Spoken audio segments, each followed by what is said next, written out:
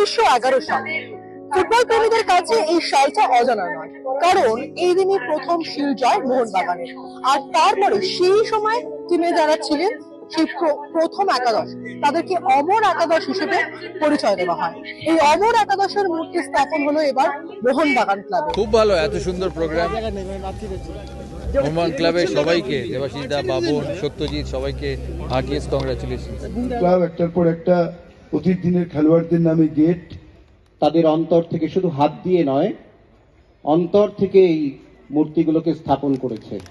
এরা প্রত্যেকে আছে, সচিব আছে আমাদের দেবাশিস দত্ত, উনি এই এটা করেছেন, এই যে এটা করা হবে। তারপরে রতনদার সাথে কথা হলো, এই কাজটা রতনদাও আমাদের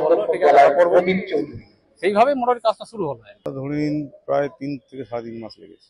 সে তো সাদা কালো ছবি, সে তো মানে কি বলে 200 বছর আগে সেগুলো মানে অ্যাকুরেট মুখটা নিয়ে আসা, সেটা একটা চ্যালেঞ্জ। ফাইবার গ্লাসে ভালো লাগছে খুবই, ক্লাবে এত মানে ঐতিহাসিক একটা মূর্তি স্থাপনে এসে, এবং নামি নামি অনেক মোহনবাগান রত্নরাও আছে।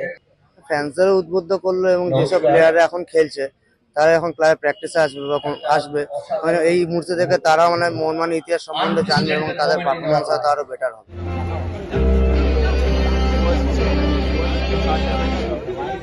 মূর্তিগুলো ঢেকে গেছে। আমাদের প্রত্যেকে মনে হচ্ছে যদি পরিপ্রেক্ষিতে যদি 1911 সালে সেই দিনটিতে ফিরে যেতে পারতাম, সেই সময়